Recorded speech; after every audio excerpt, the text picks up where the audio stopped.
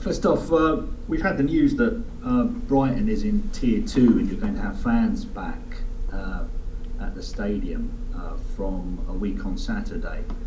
How much of a difference do you think that will make to you and the players? Well, I just think generally it's fantastic news. It's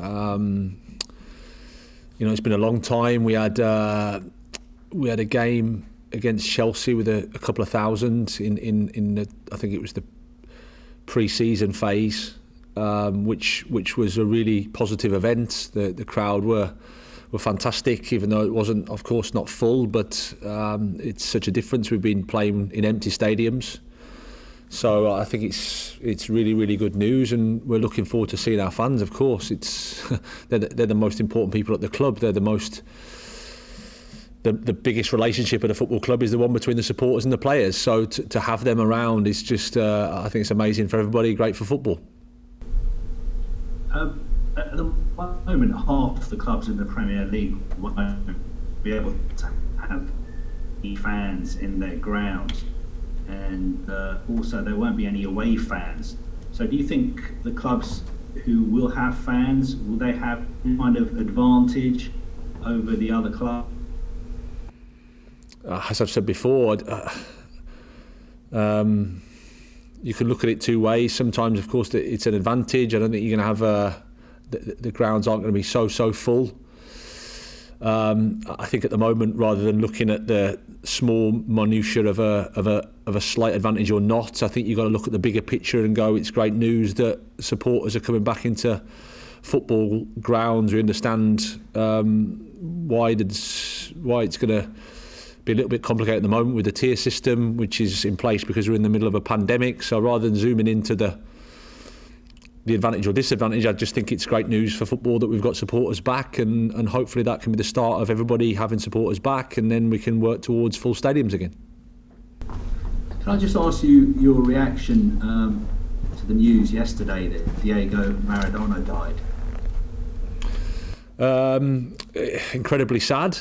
He is an iconic figure in football. I remember watching him in the 1986 World Cup, and it was just an amazing experience as an 11-year-old, just watching him play football. It was like you see football in a completely different way. He was amazing, and of course, thoughts go out to his family. What a life he led. What a legend he is. Just looking ahead to Saturday's game, obviously Liverpool have quite a few injury concerns at the moment. Is there ever a good time to be playing a side like Liverpool? Well, there's never a good or bad time. There's just a time to play them, and our time is now, and we have to we have to play well. They've got some problems, of course, but they've also got a lot of solutions, so we say, and world-class players still available for them. So and they'll be looking to bounce back, I guess, from the disappointment last night and build on what I thought was a fantastic performance against Leicester. So they're the champions. They were the Premier League champions. They were the champions of Europe. Incredible manager, incredible squad. So my respect for them is huge, and therefore, whenever you play them, you've got a massive test. Jurgen Klopp has said a few times that he's unhappy that the game is being played at 12:30 on Saturday. Do you think he has a point when it comes to the timing of the game? Yeah, I can understand where he's coming from, because he's playing a Champions League game on a Wednesday night and then has to play the early game on the Saturday. I get that. And I also get the challenge of TV and revenue and all the rest of the things. But yeah, certainly that those top teams have got challenges with Europe. That's why I voted at the start for 5 subs, because I think that doesn't necessarily fix the problem, but it can help. Unfortunately, we didn't pass that through as a league, and And then it's just historically, culturally in this country, we're used to Saturday, Wednesday, Saturday, Tuesday, Saturday, Wednesday, Saturday, Tuesday, and it's part of the challenge of playing over here in the UK. The bit for Jurgen, which I get, is 12:30 seems an extreme one when you've played at 8 o'clock on a Wednesday night. So yeah, I understand. Thanks very much, Graham. Cheers. Hi Graham, what's your team news ahead of the weekend? Well, we've got a couple coming back. Leo Trossard will be available in the squad. He's trained a couple of times with us, so that's good news. Adam Lallana, we still need to give him a bit more time after the weekend. Solly had a slight feeling on his ankle, but nothing too bad, we don't think, so he should be okay. Apart from that, we're pretty much as we were against Aston Villa. With Adam, he seems a very intelligent footballer and he knows the inner workings of Liverpool. Would you ever go to a player like that to help with your plans and preparations for a weekend game? Well, I mean, we talk a lot generally anyway, so it's only normal that you would chat to him about somewhere where he spent 7 years of his career, however long it is. I'm pretty sure it's that long. So yeah, we've had slight chats, but he's a player, and that's his responsibility. And my responsibility is as a coach to try to to pick the right team and to put an idea together that gives us a chance in the game. But yeah, it would be a bit I think foolish of me not to use Adam as a resource. And how about Solly and Danny after their terrific goals last weekend? Have you noticed any change in them? Have they swelled up to 10 feet tall in training this week? Well, no, I think everybody's benefited from a win, because we'd played quite well, and we talked a lot about performances, but of course when you don't get the results, there's always that little bit of pressure that is around, and I'm pleased for the players in that regard that they came through that tough moment and got the 3 points. So yeah, you can imagine Danny. I think Danny's just been enjoying his football and he's happy at the club and just wants to help the team. And I think Solly's benefiting from playing in that wing back role. He does it well. He came back from his ankle quite quickly, I think, and straight into a 90 minutes. So again, he's one that we just need to monitor a bit. But we're really happy with them both. And at the other end of the spectrum, how's Tarek been after his disappointment of the red card? Yeah, he's disappointed. Disappointed to miss the game. Disappointed that he got the red card. I think it's all a learning experience for him, and as I've said before, he's done a lot really, really well, and there are things that he can improve, and that's normal for a player of his age, of his experience, but he's got the right mentality, and he'll have to just bide his time and sit this one out and be ready for the next match. Fair enough, that'll do me. Graham, thanks ever so much. Best of luck Saturday. Cheers, thank you. Graham, just wanted to ask you about your goalkeeper, Matty Ryan. Maybe got lost slightly in the win, how important he was and his form since he had that break against Tottenham. He pulled up a very crucial save at a very crucial time in the game, didn't he? Yeah, he did. I thought he was really good against Burnley as well. Dynamic with his work, and helped with the clean sheet there.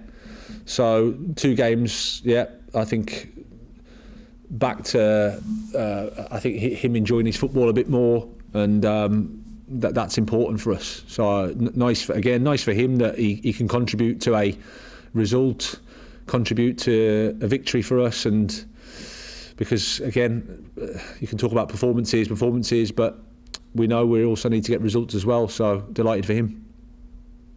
And in terms of the defence in front of him without Tarek Lamptey, how happy are you with the options you've got? I mean, you've had so many different changes that you've got there. You've got Malumbi, you've got Veltman. You're quite happy with what you've got and the options available? Yeah, absolutely. Like you say, plenty of possibilities. So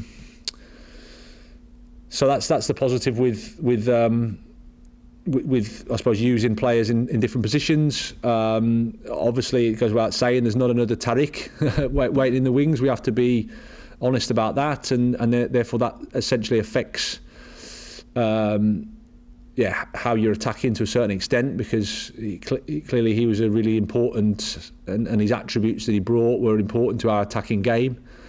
But we've got other solutions and different solutions with different attributes. So that's part of the thinking we've been doing this week, and looking forward to seeing if the right option is the right option. And just on Liverpool, for the last couple of years, everyone's been talking about the trio up front. There's 4 of them now. What have you made of their new signing, Jota, and the form that he's in? And it's just another one off the rank for them, isn't it? Yeah, no, I think he's settled in really well there. He fits what they're trying to do.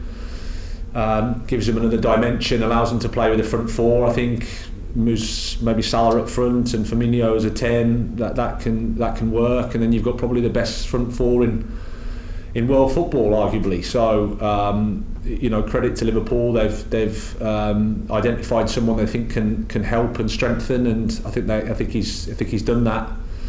And they're a formidable attacking unit, that's for sure. Even the team behind them, of course, but those 4 essentially are very dangerous. Lovely, thanks, Graham. Cheers, Johnny.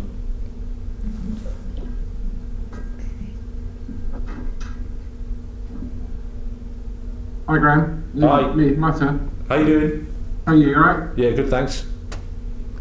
Can I just start off by asking you about the comments from Jurgen Klopp this week? I mean, I know you've already spoken about them, but not only about the 12:30 game, but player welfare in particular. I mean, is it time to have a look at the broadcast schedule and asking teams to play, as you say, Saturday, Wednesday, throughout the whole of the season? Because I mean, players, there are more injuries now, and obviously Jurgen Klopp's come out with what he said for a reason. Yeah, I mean, like I said, we were asked to vote about how we can not fix the problem, but make the problem a little bit easier. It felt that 5 subs was probably a sensible thing to do, bearing in mind we did that at the back end of last year. And then you look at this season and you go, well, it's already a shortened season. You can see the internationals are going to play more because they're going to play more games in the international break. We're going to go into winter, so there's more COVID around, more chance of positive tests, more positive results, so therefore more self-isolation, more, just a bigger push on players. I think the fact that we're in lockdown situations means that from a mental health perspective of the players, certainly if you've got a lot of guys from overseas, then they're not seeing the family. They're here to play football, and that can be quite challenging, of course, if they're not being able to be in the squads. So there's lots of things going on, and that's why I thought that the 5 subs rules was quite a sensible one to alleviate the problem. I think the bigger problem is the fact that that we've all, historically, culturally in this country, always played. If you look at the Championship, they're playing Saturday, Wednesday, Saturday, Tuesday, Saturday, Wednesday, Saturday, Tuesday. So it's over Christmas there's a game on Boxing Day, there's a game on the 28th. So just where we are in this country, we just play a lot. But I think it's everything has just been made worse because of the circumstances of a global pandemic, and then at the flip side to that, you got revenue, which is obviously important for the clubs, and the TV companies provide that revenue because we haven't got revenue from supporters and crowds and sponsorship. So it's a really complex situation, but I can certainly understand Jurgen's points, and it's a real challenge for all of us. We need the 12:30 game this season. Could we not have made some compromise and maybe had another game in the evening or another game on a Monday? Yeah, I can. I'm not the guy that's knows about who what the TV companies paid for. I don't know whether they actually paid for a 12:30 slot, whether that's what they gave the money for. If that's the case, then I can understand why they would want to have the product at the time that they paid for it. Whether you have to renegotiate again, that's not for me to talk about. Thankfully, I'm not part of that problem. I've got my own problems. And at the same time, we're in a world where there's a lot of people suffering, as I keep saying. You know, people are losing their jobs, they're on furlough, industries have gone to the wall, you know, firms have gone to the wall. It's not just football that are suffering, and not just footballers that are suffering, everybody's suffering. So I suppose we just have to suck it up as best we can. But I totally get that Jurgen's point I understand and sympathise with, and they've certainly got it more complicated than we have because of the games and the schedule they have. And then I could flip it and go, you know, they're players that they could rest on the other night probably would, you know, with the greatest respect, will you know, get into our team. So it's so complex, but I totally understand where he's coming from. I was at your pilot event against Chelsea with 2,500 were there. Spoke to you after the game. It sounded a lot more. I mean, the Amex is a very good acoustically stadium. When the fans come back, do you think they're going to be mega supportive because they haven't been away for 9 months? I mean, in fact, clubs can't wait to have them back and want to put their arms around them. Do you think the same will be said with fans? They'll be less fickle, so I put it that way. No, I don't think it's fickle. It's football fans, you know, they're always there to support the team. But again, it's an emotional game, and if the team aren't doing so well, clearly people get disappointed. That's human nature, and that's how it is.